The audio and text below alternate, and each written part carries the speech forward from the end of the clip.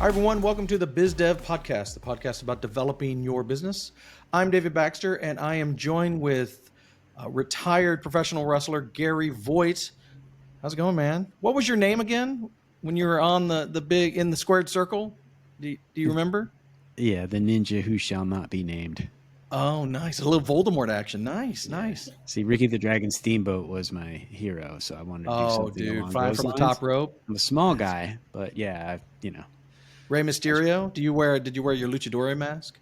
I don't know who that is. I stopped watching wrestling in the 80s. Come I'm on, old. man. Rey Mysterio Jr.? No? All right, fine, fine, fine. More importantly, we are joined by Debbie Lawrence, who is the founder of Talent Forward. And we are excited to talk about that and learn how she got there. But first, I want to dive into a topic we've been talking a little bit about is leadership in general. It sounds pretty generic, but I want to make it more personal. And so when I say leadership, Debbie, what first off, I guess I should say welcome. Hi, how you doing? Hi, I'm great. Thank you. Thank you for having me. Sure, sure. Okay, let me ask that again because I flubbed it the first time. My bad. When I say leadership, what comes to mind? What does that mean to you personally when you're in your role in your company? Mm-hmm. Um, for me personally, when I hear that word, I think collaboration. Hmm. I can give you my own personal experiences with being a leader in several different organizations and how I coach leaders now. That personally, I find that when you bring your team along with you and there's some shared responsibility, obviously with some direction at the top, but giving autonomy and a way for your team to collaborate and learn from each other has exponential results. Using an example from my last corporate stint, I was a chief people officer with a technology company based out of Maine, and I had team members from all over the country that I garnered through acquisition, and they came on board mostly through acquisition. Obviously, I had some organic hires, but they all came on board during the pandemic. So this team grew during a very interesting time, especially for HR. And I was appreciative of the fact that they all had prominent roles in their company, maybe not leadership roles, but prominent roles as HR professionals. And I immediately made sure everybody had a space that they were in charge of. So, whether that be, somebody who's an HR business partner for a unit, somebody who's really focused on benefits and compliance, everybody had their ownership. And we collaborated as a group several times a week. We spent a lot of time on Zoom, probably had some Zoom fatigue, and as soon as we could, we got into a room with each other and we would brainstorm. Everybody had a chance to speak. Everybody had a chance to get feedback and give feedback. And it was probably the most dynamic time I've ever had as a leader. And, now I bring that experience to the organizations that I work with as a consultant. Okay. So, what is something? This is always a tricky one. What is something that has surprised you about leadership something that was harder than you expected? I think they're actually two different things. So you're right. Every generation is going to snub a little the one before, or maybe the one coming after, right? But I think it's work styles that are just so different. Mm-hmm. And so it's not necessarily attitude, it's how they work. So you think about the boomer generation, they actually probably had some great work-life balance, but they were put your head down, go do your 9 to 5, go home, right? Also, between boomers and Gen X, the workday started to lengthen. Mm-hmm. Gen X did that to themselves a little. Sure. Their their attitude is come in, work, work, work. Work as many hours as you can to get seen.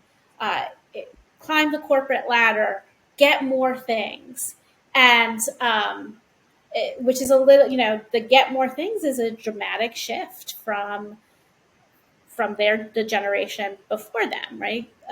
So a little bit more of a throwaway generation. Gen X are a lot of the current leaders in the workforce right now. Then you have millennials who came in and started putting up some very positive boundaries for themselves. Technology has increased so much that now we're able to work anywhere, and they've adapted that lifestyle a little. But now you've got Gen Z entering the workforce, and not only do they want work-life balance, they want that remote lifestyle, which Gen X is fighting against. And then you've got an added portion of the fact that they want to have a connection to their employers. So like a human or a cultural values connection. That's so important to Gen Z. So there's, which maybe not so much, Gen X, a little bit of millennials, but this Gen Z totally want to, they'll forego maybe compensation and benefits if they feel like they're doing meaningful work and for an organization that they can connect to. So it's really just the styles of what they want is different. Gary That relates is really heavily interesting. to that boomer conversation. He's a boomer. He doesn't look it, but he's so old. I am not a boomer. And if I hear anybody say "okay, boomer" to me, yeah, I might not Oh, I react got my well. new ammo. All right, sweet. Next week on the podcast. Okay, boomer. I want to learn more about you and how you got to where you are. Let's just correct this course. Sure. Tell me about you and tell me about your company now and your history, how you got here. Mm. So my history is very interesting. When I went to school, I thought I was going to be a journalist, and I started my career in radio back in Connecticut. And after a couple of years, that career tanked on me. So I didn't really know what I was going to do. And someone said, "You should try HR. You connect with people so well." And because usually you go from HR to from radio to HR, it's a natural progression. So I said, sure, why not? And I really fell in love with it. For many aspects, but mostly that people connection that person had seen in me. So I started from scratch, and I worked my way up little by little. So HR coordinator, HR administrator, got my certifications. And I moved to North Carolina 2006 and started an HR generalist role with a very small company. It's no longer in existence. And was only there for a short time when the company folded. And a few weeks later, I landed a job with a startup, a technology startup in Charlotte. It actually ended up being one of the most successful technology startups in the area. And I, didn't know what I was joining at the time, but I came in about 75 employees. I was there for 11 years, and left after a very large acquisition. But in between the dashes from that 2008 timeframe to that almost 2019 timeframe, I I grew the HR department from nothing. So little by little, each year would add to that toolbox. We were a private equity based firm. After one sale, we grew the HR team a little bit more. Brought on an HR VP, which was exponential to my career. She was amazing. I learned so much from her, And when I left as a director of HR. I had run all aspects of the department at one point, but I knew who I was, and I knew I was not a larger company, and it was starting to go into that arena down the road where they'd go public. That wasn't me. I fell in love with the startup world, so I took some time off, couple months, not a vast amount of time. Refocused myself, had some family things going on, and at that point, I started Talent Forward HR. 2.5 years with during a pandemic. So I look back, I'm not sure how I got it from nothing to a team of 12 and all aspects of the function kind of built out.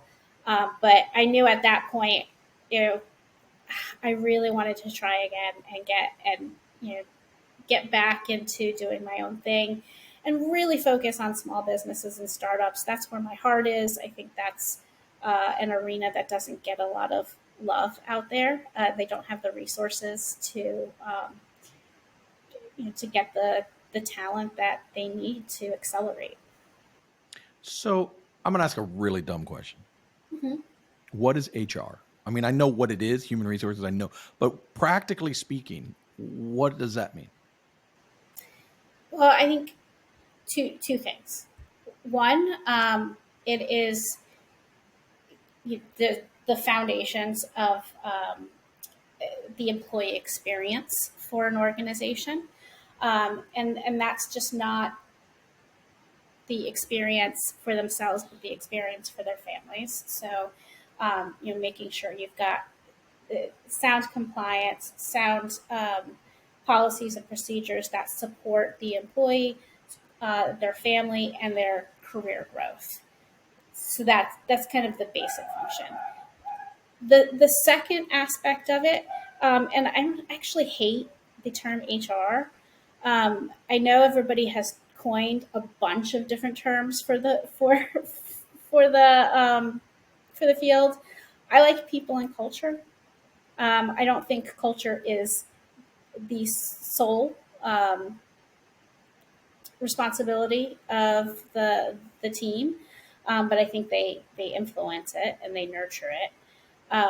But it's really just connecting with individuals, equipping leaders to connect with their teams, so everybody has a holistic experience when they're in the workplace. And by holistic, it's not just I come in, I do my job, I leave. I've got connections here. I'm growing with this organization. Well, so practically speaking, if I'm hearing what you're saying, your job is everything from the hiring of the people to the managing the boring stuff around that, salaries. I mean, obviously you're not doing accounting and paying them, but you're making sure they have the benefit packages and you're doing their health insurance and stuff like that. And that's the boring part of HR, right? That has to be Part, yeah, done. yeah. But then you're talking about culture and stuff. So you're probably, correct me if I'm wrong, the ones who are planning any outings. You're the ones planning any parties that are happening in the office. You're the ones who are making sure that there is social events going on and charitable events going on and all of that under the guise of whatever your values and alignments are for the company. Am I way off, or is that? Yes and no. I will say this: there's a macro and there's a micro to that. Obviously, culture and some of those fun events are great, and they do nurture the culture. But the things that are more important are equipping leaders to communicate with their team members, um, communicate with their teams as a whole, communicate interdepartmentally. So how does that work though? Are you just training a leader that he needs to communicate or she needs to have a meeting, or are you facilitating an outing that puts that leader amongst the people so they get to know each other? I mean, like, what does that mean practically speaking? Like all of it. So Okay. you might have some foundational training. There's modeling of it. There's the practical approach, and I always took a coaching um, relationship with leaders across my organization, and so as well as my team members. So they would always have leaders that they worked with one on one, and they met with them biweekly to talk about their teams, what's going on with their teams, any changes that they've seen, how to approach those changes, and really get them away from the hammer down mentality that you often think of with leaders. So that's one aspect of it. It's developing programs that offer growth opportunities for the team, for the company, I should say. So starting with onboarding, so really sound onboarding all the way through their career. So being able to nurture those conversations, those performance check-ins, career development plans, and keeping employees engaged. So my team, we're not doing it, but we're equipping the managers, we're coaching the leaders across the organization to do that well. So yeah, so there's the macro part, and then there's the micro piece, which is the leaders themselves. So when you're dealing with startups, and that's who you're focusing on, right? You like the smaller companies. They don't have budgets to go all nutso and dive into training and events and all the goodies that you're talking about. So what does that mean on their level? What are you doing? How do you support these startups? Yeah, I don't necessarily think you need a ton of budget to do any of those things well.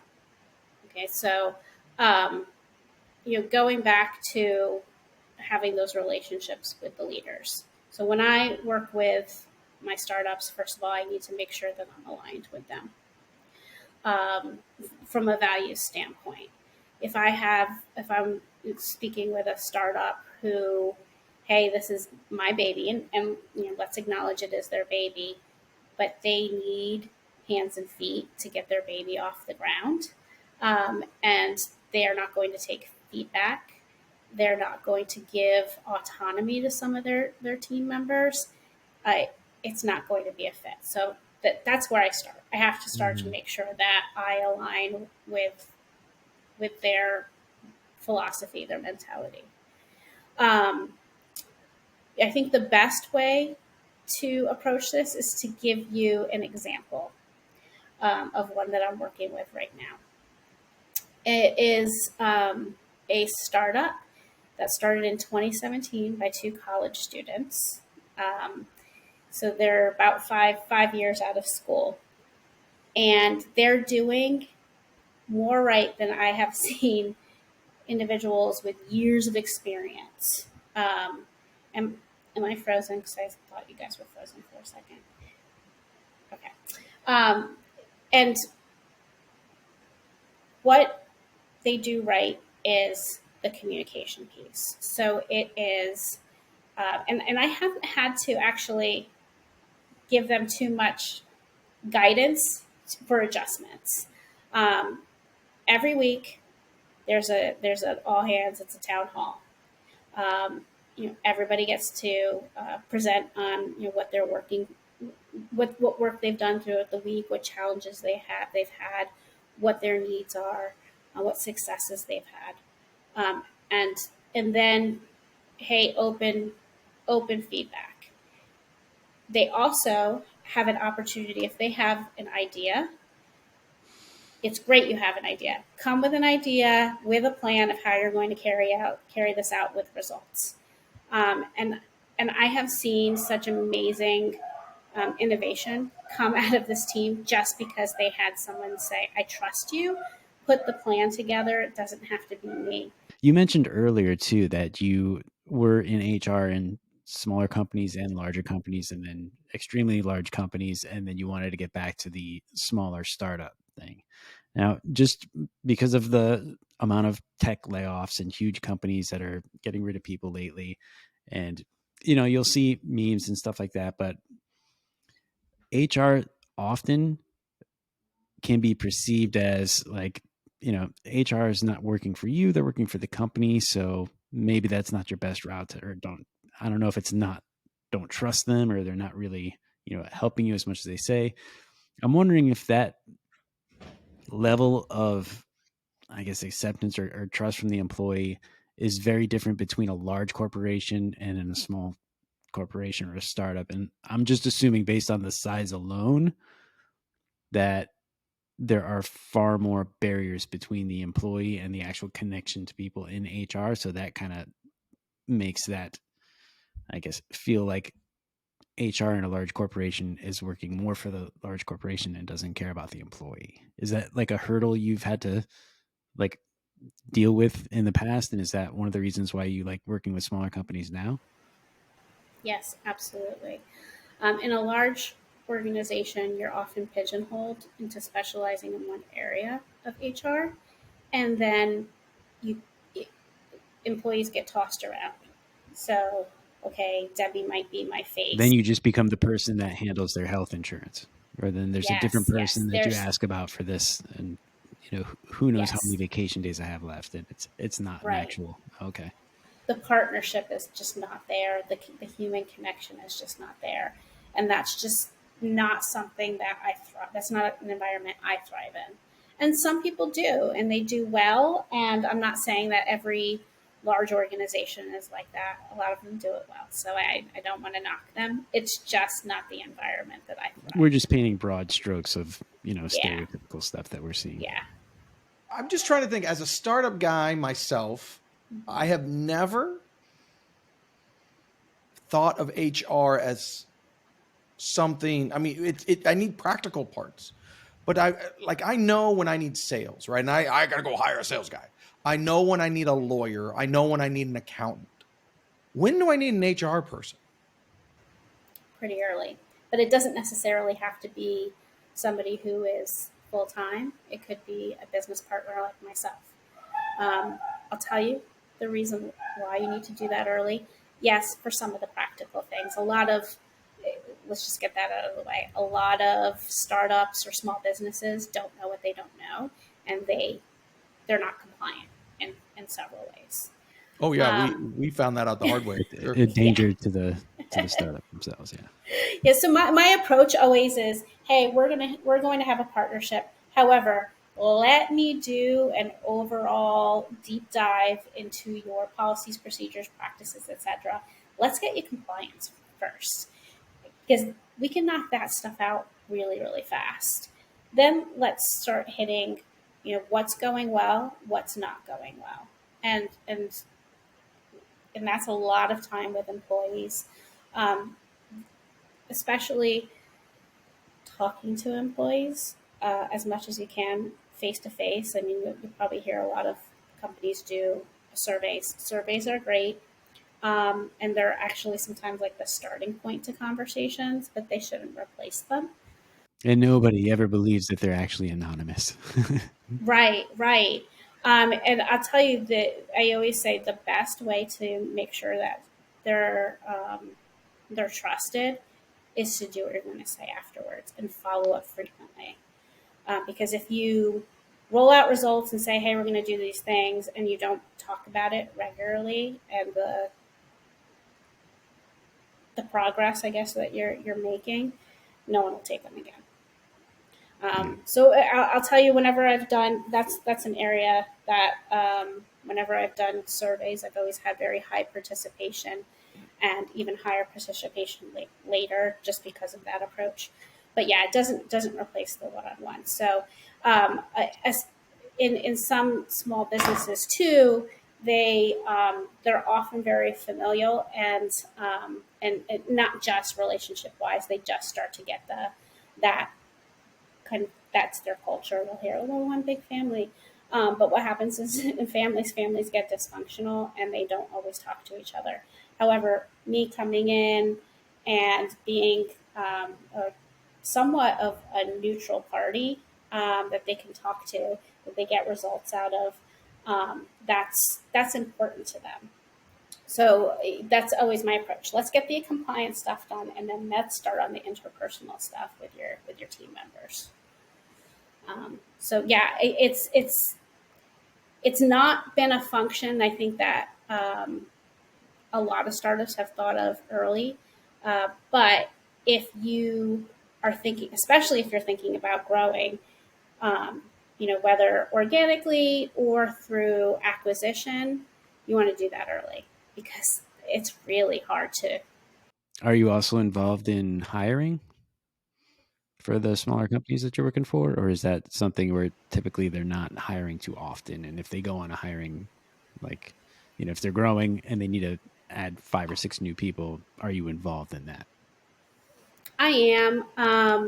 It, Typically, they don't do, like you said, crazy crazy runs of hiring because they don't have tons of turnover and their growth is a little bit slower. Um, However, I will help them on the front end, uh, getting Preparing them and stuff like that. But preparing them. okay. Yeah, I might even screen their candidates for them and send them over just to preserve their time. You get over to them some of the top candidates, so they don't have to go through all these resumes or applications and talk to these individuals. I've talked to 10 people and I've handed them over 3. When do you know? I mean, because I'm just thinking, I'm making my first hires. I mean, in my case, right, when we're starting not a software as a service company, we're starting some sort of services business.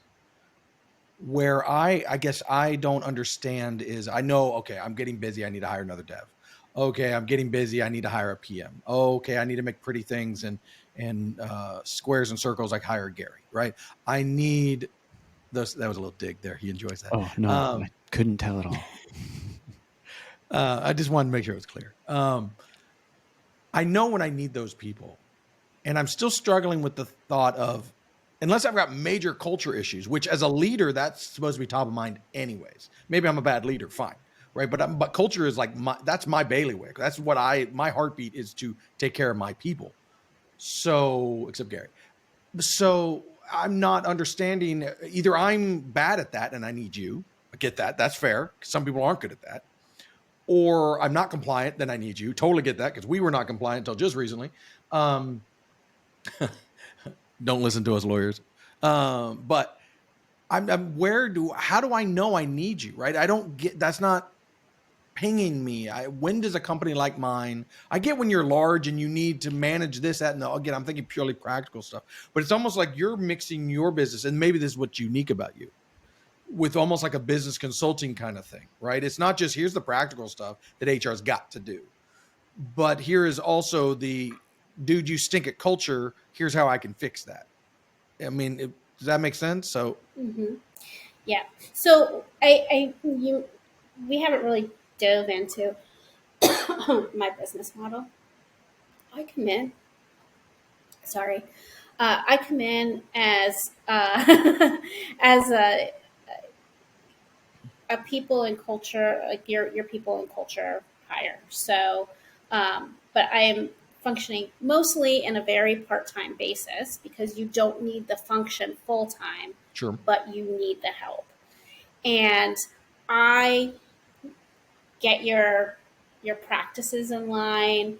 I guide you in terms of your culture and helping you nurture your culture. I'm the person that your employees come to. However, after a certain amount of time, if my engagement starts to increase a ton, then I'm going to say it's time to hire somebody. Then I go out and I find your full time hire and I train them and I move on. So that's my I do some other stuff, but that's my main business model. I'm sure there's other small businesses out there that need you but don't know they need you yet. So I think Right. some of the question David has, like, so how do you make these companies aware of not just what you do, but when they might need you, and I guess kind of sell yourself Mm-hmm. as to this is when you need to hire me, even if it's just on the small little compliance thing. Just so Yeah. from going here to growing or going forward, everything's in line. Like what phase of that company's life cycle? What are the goals of the organization? And I will say this, I have been very fortunate that I have not had to do a ton of business development because of my work and the arena that my work ethic, my work output, the arena that I work in is very tight knit. the word of mouth has Referrals gone and out. networking. Yeah, Yeah. the Good. referrals are there. But in terms of really selling myself, the first conversation we had is how much time are you putting into you basically your basic HR functions each week, and what are your overall goals of the organization? How much is that taking time away from your day to day functions to achieve the goals of your organization? So we start with that conversation and really go from there. And sometimes it's a fit and sometimes it's not a fit. Like sometimes they're not spending a ton, their culture's functioning really well. And I might say, you might not need me yet, but 20 more headcount, you might, let's come back and talk. So it really comes down to the time that they want to spend, doing some of these things. As opposed to the overall goals of the organization. It also comes down to the risk level that they want to take on as far as compliance is concerned. And what are their longer term goals? What do they have coming up in the next year that's going to they'll possibly need more headcount. Are they having any retention issues? So we explore a ton of things. Taking compliance off the table, we explore the retention. We explore the skill sets they need and how hard it is to find those skill sets and the time it takes to find those skill sets. It in terms of career growth, you want your people to stay with you. You're a small company. You don't always have the next rung on the ladder. What does that look like? How can we put together a plan? So we really just talk about the different ways that I can enhance their their value prop to their employees, rather than I don't come in and be like, well, you need this, you need that, you need that. How can I enhance the experience that your employees are having and that you need to achieve the overall goals of the orgs. This kind of leads perfectly into our last question. And since you have experience with smaller companies and you've gotten to see quite a few of them, and you even were in one that went from startup to sale.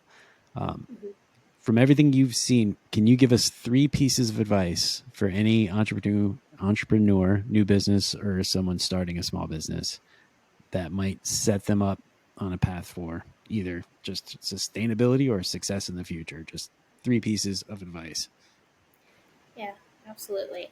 My first piece of advice is to not work where you're aligned. When you're starting your business, you probably know this, the first inclination is to take the work that comes to you. But that's not always the right thing to do, because then you get kind of stuck on a hamster wheel of, not working in your zone, not doing good work, or just a complete misalignment with your client. It turns into a poor experience. So I do not, I get a lot of requests to do some work that I might, not be a fit for, and I won't take those. And I'm very honest. And I have a lot of people in my back pocket who might be great for those functions, and I hand them over. Here I'm not a great fit, but here I've got some other consultants who would work better. The second thing is pay for what will drain you physically, mentally, or time wise. There are things that I am just not an expert in. And I do not do them because it's going to drain my time and I'm going to get frustrated, and in the end, my clients will suffer because I'll be putting so much time to those functions. Business development's one of them. So I have people in my back pocket that, I work with that do the business development mainly for me, and I reward them. And then finally, maintain a schedule, which I fell into this trap when I started. That I had several clients, but their needs waxed and waned. And so there'd be weeks that I didn't have a ton of activity, and then there'd be weeks that I couldn't keep up. So what suffered is my sleep, or my physical health, or my spiritual health, and it would throw me off terribly. So I had to become disciplined and really get myself into a schedule. That there are certain things that I do every day that they're just non-negotiables, and I have to work them in, and they're calendared. So if someone wanted to learn more about your company, you, all that good stuff, how would they get in touch with you? They actually can find me right on LinkedIn. I'm overhauling my website right now, so I will not send them to my website. But it's Deborah Lawrence, Talent Forward HR. They can do a search of either of those things, and I'm there. You can even send me an email at debbie@talentforwardhr.com, or give me a call. And my information is right on LinkedIn. And we'll include those links in the show notes to this episode as well. Great. So if Gary, they wanted to get in touch with us, how would people do that? They could email us as well. They could just send an email to hello@thebigpixel.net, or they could leave comments or questions below this video on YouTube, or they can reach out to any one of our social media channels. And if you want to see David do silly little dances, go on TikTok that he doesn't know exists. Don't do it. There's nothing out there. It's a lie. It's a total, complete lie. I agree. Well, thank you so much for joining us, Debbie. We really appreciated this. This is very informative, and I learned a lot. And I wish I would have learned some of that sooner, to be honest. But 10 years in, better time than ever. Thank you so much. And Thank you. Yeah. All right, gentlemen. Have a wonderful day. Thank you. It was great spending time with you. We appreciate it, and we'll see everybody next week. See ya.